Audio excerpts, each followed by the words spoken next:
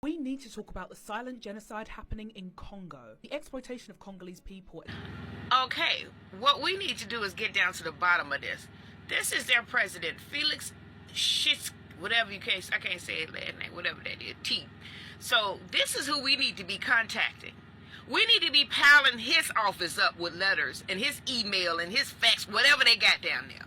We need to be talking to him to find out why is he letting this happen to his people and what he should be doing.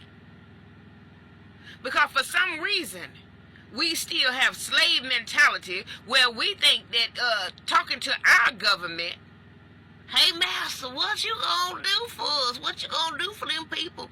They can't be in charge of themselves. This who we need to be talking to. If you're upset about Congo, we need to be talking to their president. Because their president is allowing these other presidents to rule the world. And he is the only one that can stop it. See, they eliminated the other powers that be that wanted to take care of their own nation. The people who wanted to rule their own nation, their own people. Eliminate them and they go get some softies and pay them millions of dollars to shut up. See, that's the problem right there that y'all ain't paying attention to. All these videos are real nice and sweet. Talking about let's say the Congo, let's say Sudan, let's say Uganda, let's say Rwanda. Yeah, they real cute saying all that, but you need to get down to the root of the problem, and the root of the problem is right here, that little picture right there. And there you go. Right there, Felix. Talk to Felix T right here. That's the problem.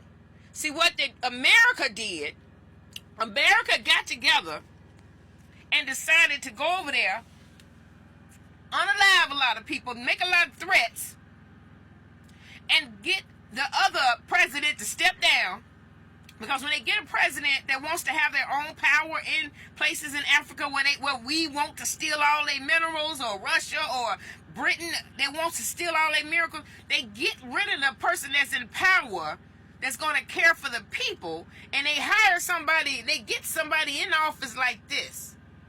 They force people like him to be in office so they can ruin the lives of their own people. Been doing it for years. America has been doing that for years. That's their playbook. And the world knows that's our playbook. And they use our playbook. And they go around the world destroying nations. Nations. See, you need to get down to the real problem. Ain't nobody touching on the real problem. So they claiming he don't make but $109,000 a year. But it's saying that he worth $5 million. How in the world you worth $5 million? That's all you make. You took $109,000, you made that much money? Something wrong with that picture. Now this guy is a multi-millionaire right here. Tens of millions of dollars that they gave this man. He had more than 80 companies at home and abroad and likely around the world. He was the Congo president, Joseph Kabila, and his family owned stakes in more than 80 companies. You know why? Because they got their people to submit, to be submissive to America, submissive to Britain, submissive to Russia, and took his people and put them in slavery. We need to start blaming the powers that be so his family can be rich. Now, he should be ashamed of himself, just like the president of Congo should be ashamed of themselves for allowing this to happen to people, for us to be on TikTok and Facebook and Instagram talking about save the people of Congo when they can save the people. It's as bad as us, but we just as pitiful over here. We just backhand side people. We just as pitiful. P. Diddy made an announcement that he wanted to help save us the best way he can and the best plans that he could. What we do, we could all make a whole live against him. We just as bad. Because they know this. They know this about us. They know that if we can find just one bad thing that a person that's trying to do something for us that they doing, that we're going to turn against them. They know that about us. And we do it every single time. See, what y'all don't understand, look at this. The DRC and the United States belong to a number of same international organizations, including the United Nations International Monetary Fund. International Monetary Fund, pay attention to that. World Bank, pay attention to that. World Trade Organizations.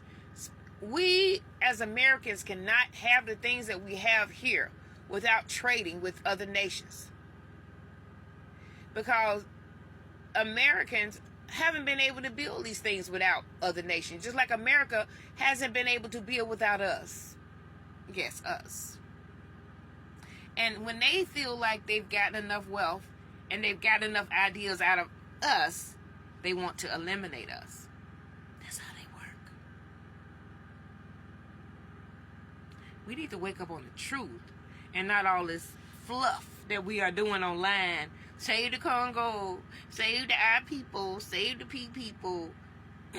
You can't save nobody until you get rid of these people in charge. You can't save anybody until you educate the people in charge and make them do differently. Okay? Y'all see this, right? Since 1960, the U.S. government launched a covert political program in the Congo lasting almost 7 years, initially aimed at eliminating Lambada from power and replacing him with a more moderate, pro-Western leader. The U.S. government provided advice and financial subsidy. You understand what I'm saying? You understand what I'm saying? It's right there and right. But we ain't reading about that. You just might, what can we do? America is the problem. 1960. Let's see who was in charge in 1960. And I want to get it straight. It wasn't the Kennedy. Kennedy didn't want these things to happen.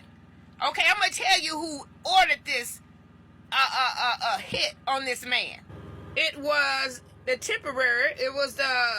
Dwight Eisenhower directly ordered the CIA to eliminate him. And let me tell you why. That Dwight Eisenhower, Republican, ordered the elimination and the unaliving of the president of Congo. I'm going to tell you why. Because of this very speech that he made. He said, we are going to show the world what a black man and woman can do when he works in freedom. And we are going to make the Congo the center of the sun's radiance for all of Africa. We are going to keep watch over our lands and our country so that they truly profit her children. 6 months later, he was executed by orders of Dwight D. Eisenhower. Let's talk about the truth. I'm tired of y'all. Y'all online with this. Oh, let's help Congo. What about Congo? They forgot about Congo. What about the genocide of Congo? What about, like I tell y'all over and over again, without a foundation, we fall. Without a foundation, we fall. And this sentence, this paragraph, is the foundation of the Congo. And we need to get into this and get out of that other mess that we on here begging. We online begging. Remember how they claimed, oh, Obama was begging so we can have peace. He all that begging. We don't beg. We in America. We don't beg, but we begging all day long online. All us all here begging. This is something that them Republicans did way back, and they always try to cover it up. And you're going to read little articles talking about it was done in 1960. Wasn't Kennedy president? Why you think they took Kennedy out? Because Kennedy wanted the same thing that this man wanted. Mr. How you say his name? Lumumba. Then he wanted the same thing that Mr. Lumumba wanted for his country.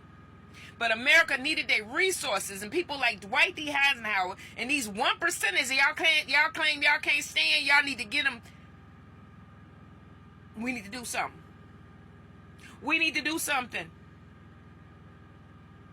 We need to write the governments and say what your problem is. The people of Congolese, write your government and say what your problem is. Get together and take care of your government and vote them out, because America put them in there. America put your government in charge, not the people. Because when the people put people they wanted in charge, you see what happened. They eliminated him. Eisenhower eliminated him because they wanted him to be pro-Western and do what we say as we say it. And a lot of y'all falling for the okie doke. When we have leaders and people with money that want to help us, we disrespect them ultimately.